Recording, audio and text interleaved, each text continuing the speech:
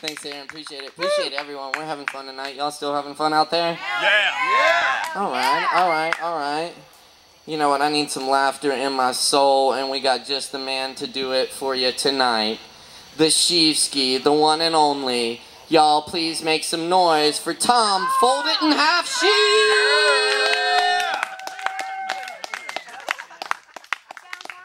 Guys, give it up for Caleb, huh?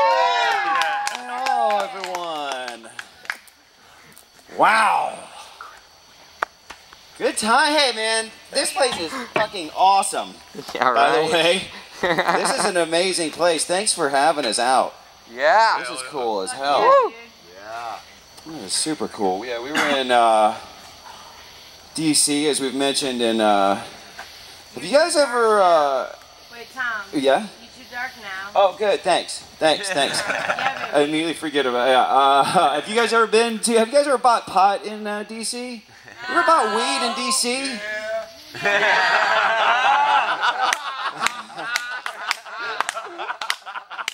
Hell yeah. Yeah, there's an unusual process for it. We didn't know how to get any pot when we got there. We didn't have any connections. And so Caleb asked the bartender closest to us, the first bartender he saw. And that person directed us toward Mr. Wheaty's t-shirt shop. All right? Which doesn't turn out to be a shop, but rather a section within a hydroponic supply store. So you go in, and they have t-shirts, Mr. Wheaty t-shirts for $42, right? And if you get one, then as an afterthought, they go, oh, yes, and to say thanks, we'll give you this little thank you gift for buying the $42 shirt, which is about approximately $34 worth of pot, right? and your $8 t-shirt. So that's how you buy weed in D.C. You have to buy shirts. You get a shirt every time you buy weed. And if when the wintertime comes or anything, if there's any homeless people without fucking Mr. Weedy shirts, like we have enough drug shirts in D.C. to clothe everyone. Every shirts for everyone would be my mayoral campaign. And yeah. Unless you want, but if you want like a dime bag or something, you have to buy like a $15 pair of like ankle socks. You know what I'm saying? Like they scale it down. I don't know.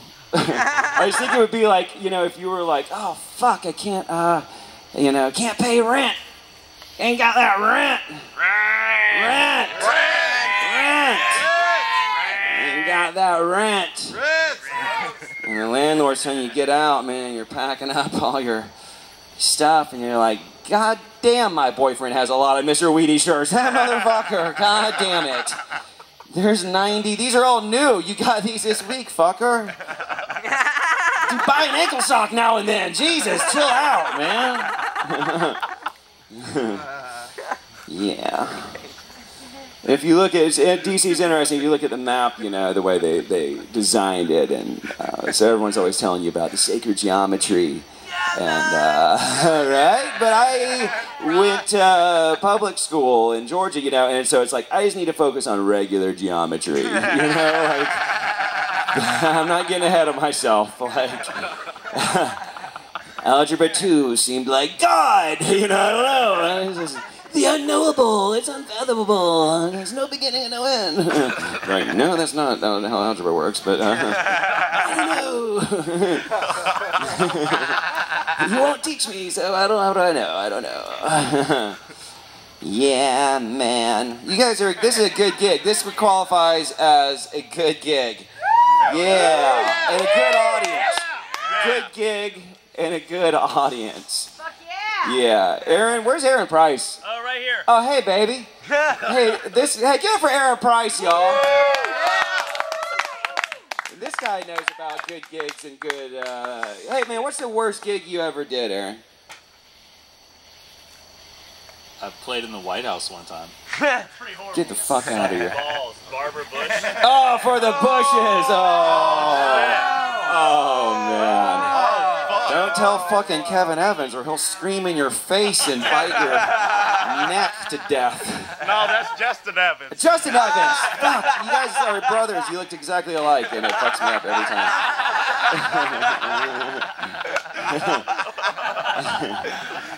Every single time. You ever done like it for the crowd of one? Yeah, man. Tough gigs, man. Tough audiences.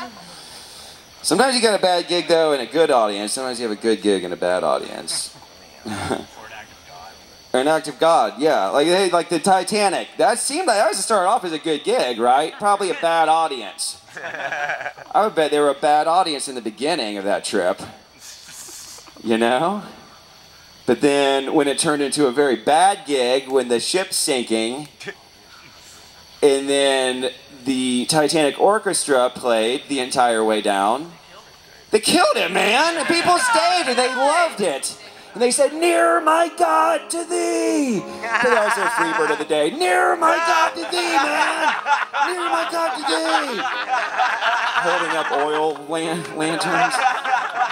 "Nearer, my God, to thee." They played the whole way down. Titanic, that's a good audience too. They stayed, they stuck around, man. There were no other options, man. The casino was closed down. Yeah, the light, you know. They're still playing slots at that point. They're still, yeah. They're right. There were 3 cellists in the Titanic Orchestra. There were 3 cellists. Don't you think if you were like the 3rd chair cellist, you'd be like, I don't know, guys. You might have to go fuck yourselves on this one. My instrument is basically a tiny boat, so I'm gonna hop in and paddle away with a frozen baby or something. And,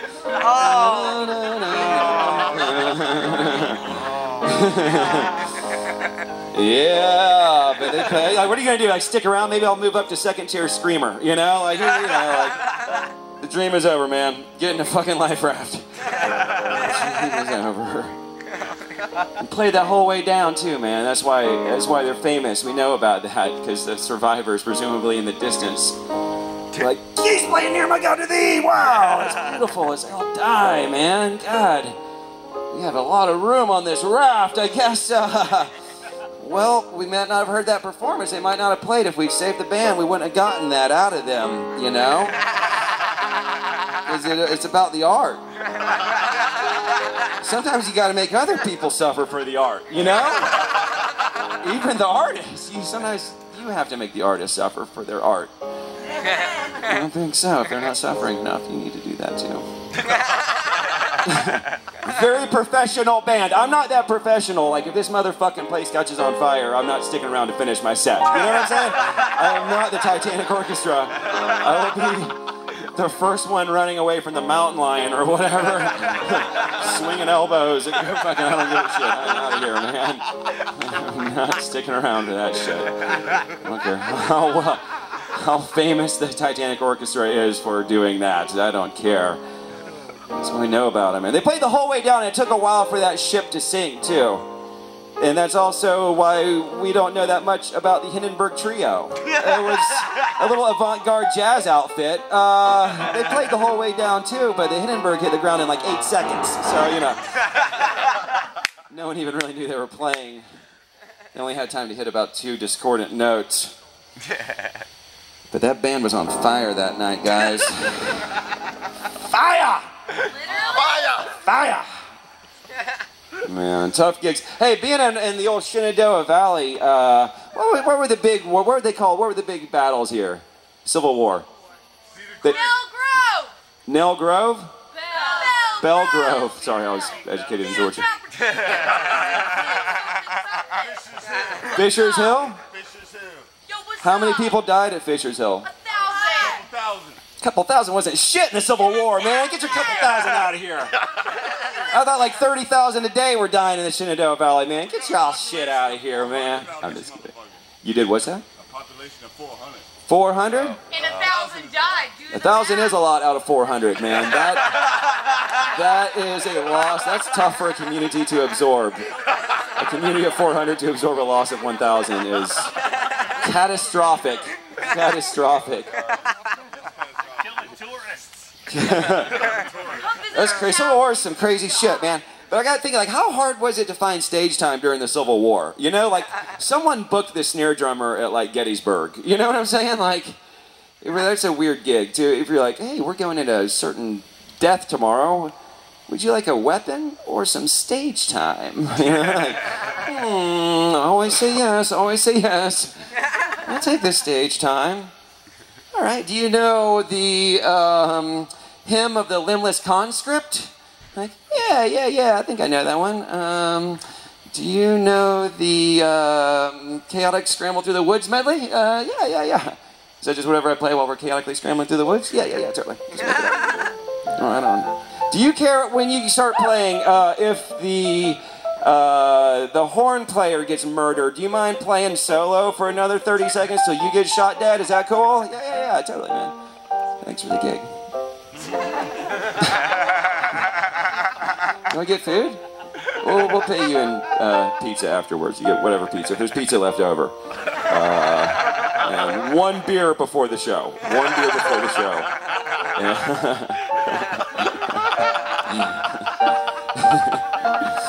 And no one on the guest list.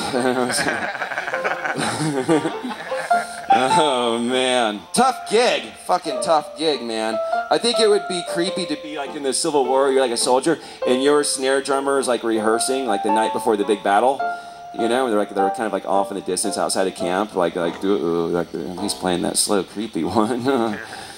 Big gig tomorrow. Shit. Fuck, man. That's no good. Another hard gig, flag bearer. That's a bad gig in the Civil War. Flag bearer is the first person you shoot dead in the morning. When you're having your coffee and getting your guns lined up, you know, you just shoot the fucking asshole with the enemy flag first, and then you hit the horn player, then you work on down the snare drummer, and then by that time you're warmed up and ready for a proper battle. And so the thing of the Civil War was if your flag went down, you had to prove how much of a redneck you were by running over and picking it up and waving it around like an asshole until you got shot dead. And then it would hit the ground, and then someone else would run over and wave it around, not my flag, because you're going to get shot dead, over and over. There's nothing heroic about that.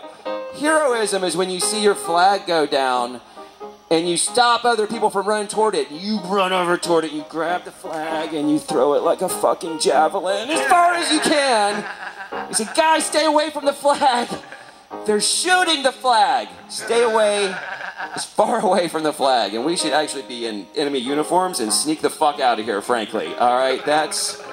The worst part about being the flag bearer is that the last thing that you would hear when you were shot dead was the sound of the enemy snare drummer doing a rim shot.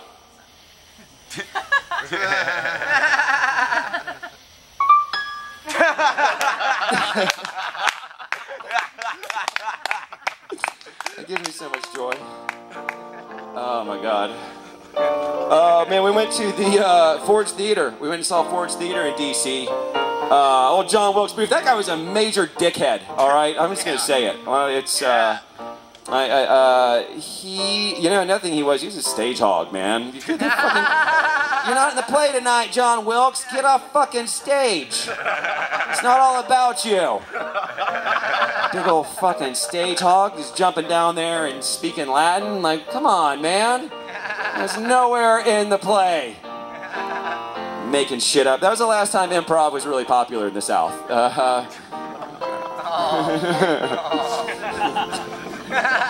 John Wilkes Booth, man, he was a very famous actor.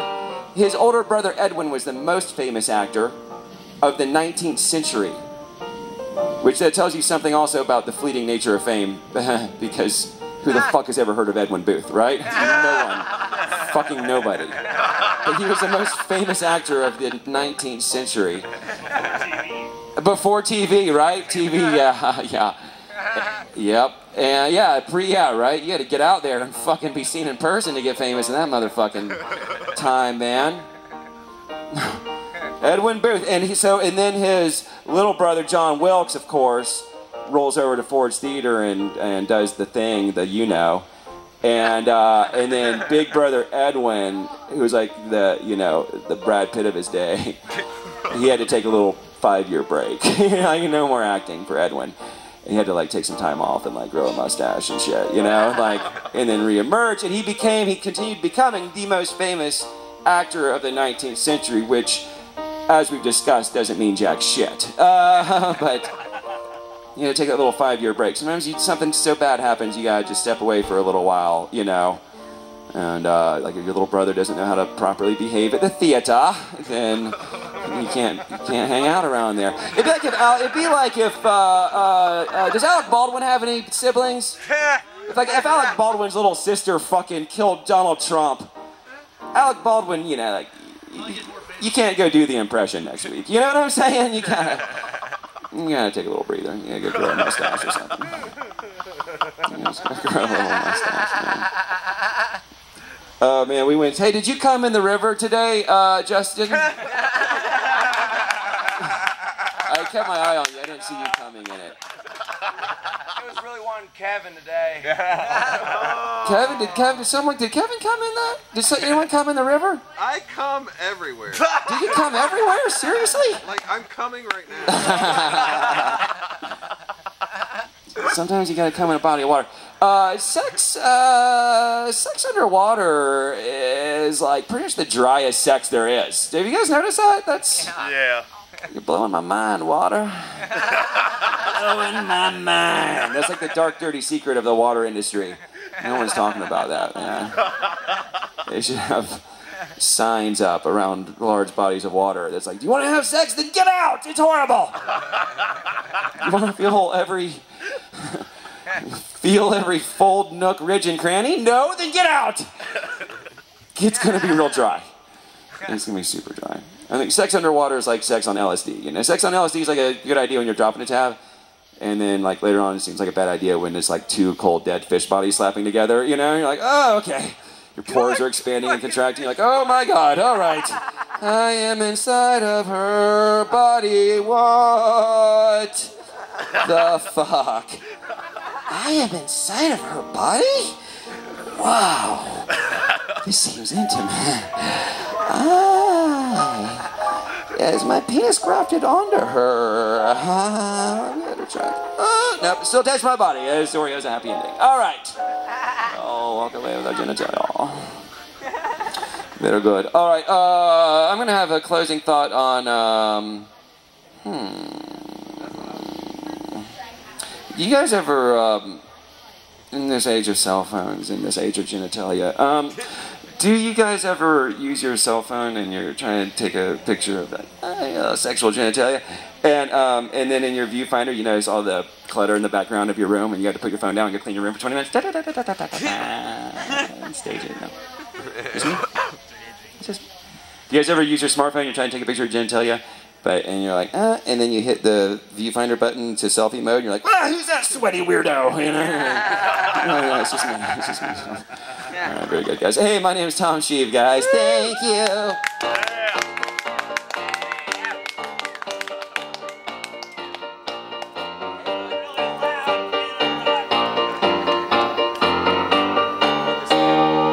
Tom Scheve, everybody. Tom Scheve. Oh, God, thank you, Tom. The Schevski. The Schevski. Fold it, feed it, finish, y'all. That's how you do it, right there.